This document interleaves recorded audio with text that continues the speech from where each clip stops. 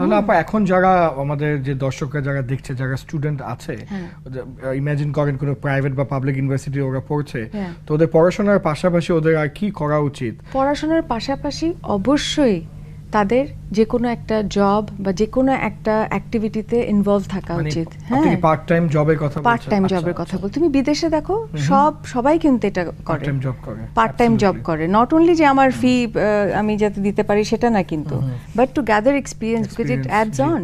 তুমি যখন যাবে অ্যাপ্লিকেশন নিয়ে, এরকম তো 1000টা এমবিএ আসছে, 1000টা হয়তো ডক্টরসও পাশ হয়ে আসছে, but what is the difference?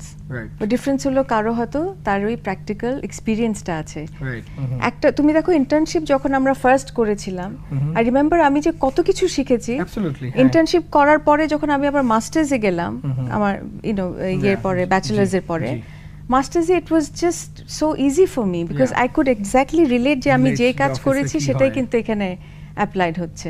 School থেকে আমি যে ওই সিটটা তো ওখানে আসলে রোপণ করা হচ্ছে, তাই না? ওইখানে যদি আমাদের কোয়ালিটি অফ এডুকেশনটা বেটার না করতে পারি, তাহলে by the time they come up they are struggling, তাই না? কারণ যত উপরে উঠছে তখন কিন্তু তত কম্পিটিশন বাড়ছে। মেজরিটি হয়তো যারা একটু মেধাবী ওরা ঢাকার দিকে আসছে, ঢাকাতেও কিন্তু এখানে কম্পিটিশন আছে। কিন্তু তারপরে কি হচ্ছে, আমরা দেখছি যে জাস্ট মুখস্থ বিদ্যা দিয়ে অনেকে পার হয়ে যাচ্ছে, অনেকে অন্যান্য আদার ওয়েজে তারা আসলে they are getting their certificates, and that's not the right way. এটার ফলটা আমরা কিভাবে দেখবো? দেখো, আমাদের 40% অফ আওয়ার পপুলেশন হলো ইউথ। অ্যাবসলিউটলি, জি। এরা কিন্তু এখন আমাদের ফিউচার, জি, this are the future generation, right? এদেরকে যদি আমি মান না ভালো করে, আমি যে 4th ইন্ডাস্ট্রিয়াল রেভলিউশনের কথা বলছি, আমি যে ডিজিটাল বাংলাদেশের কথা বলছি, কম্পিটেন্সি গুলো তো আমার ক্রিয়েট করতে হবে। হ্যাঁ,